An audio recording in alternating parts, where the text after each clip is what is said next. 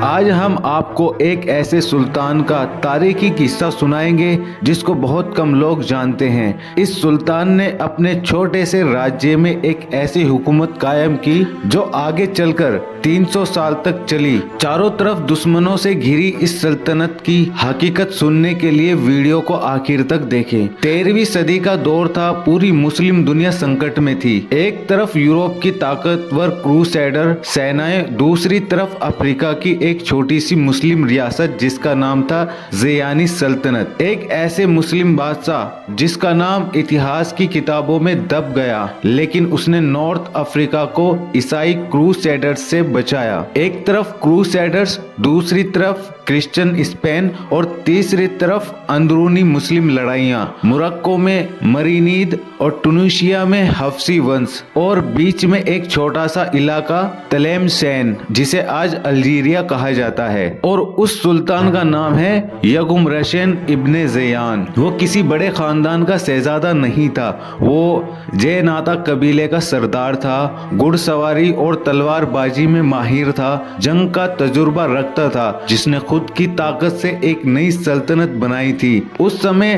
तलेमसैन की हालत बहुत कमजोर थी, चारों तरफ दुश्मन थे। यगुमरसेन इब्ने ज़ियान ने समझा, अगर मैं सिर्फ तलवार चलाऊंगा तो मिट जाऊंगा, मुझे तलवार के साथ साथ दिमाग से भी लड़ना होगा। उसने सबसे पहले मजबूत किले बनवाए, घुड़सवार फौज खड़ी की, समुद्र के रास्तों पर नजर रखी और सबसे जरूरी चीज डिप्लोमेसी यानी राजनीति से वो कभी मोरक्को से समझौता करता तो कभी टूनिशिया से, ताकि क्रिश्चियन अकेले पड़ जाएं। टूनिशिया के हफ्सी शासक, उनका दावा था कि तलेमसैन हमारा इलाका है। उन्होंने पूरब की साइड से हमला किया, कई शहरों पर कब्जा किया। यगुमरसेन ने जवाबी कार्रवाई में खुद सेना की कमान संभाली, रेगिस्तान के रास्ते से हमला किया, अचानक धावा बोल दिया। इतिहास बताता है कि यगुमरसेन ने हफ्सी फौज को बुरी तरह हराया और अपनी सरहद बचाई। अब आते हैं असली दुश्मनी की तरफ। स्पेन के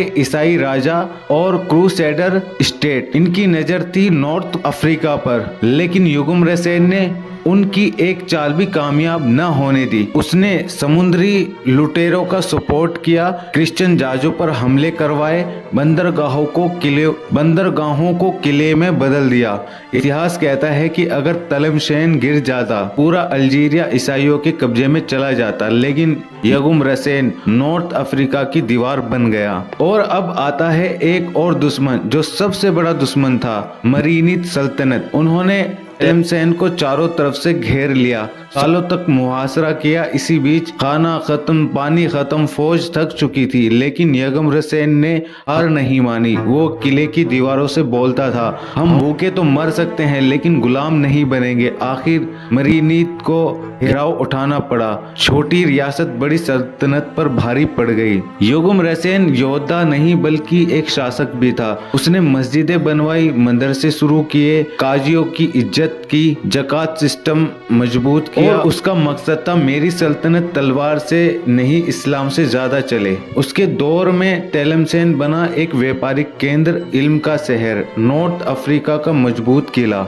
1283 ईस्वी में यगुमरसेन का इंतकाल हो गया, लेकिन वो पीछे छोड़ गया एक सल्तनत, एक मजबूत फौज, एक नाम जिसने 300 साल तक ज़ियानी सल्तनत को जिंदा रखा। आज उसका नाम सलाहुद्दीन अय्यूबी या फातेह जितना मशहूर नहीं है, लेकिन नॉर्थ अफ्रीका की मिट्टी जानती है। अगर यगुमरसेन ना होता तो शायद अल्जीरिया ईसाई सल्तनत बन चुका होता। इतिहास सिर्फ बड़े साम्राज्यों को याद रखता है, लेकिन असली हीरो वो होता है जो छोटे होकर भी दीवार बन जाते हैं। यगुमरसेन इब्ने ज़ियान एक ऐसा ही राजा था, छोटी रियासत, बड़ा जिगर और इस्लाम की हिफाजत। तो मिलते हैं किसी ऐसी तारीखी नई वीडियो में, तब तक के लिए अल्लाह हाफिज।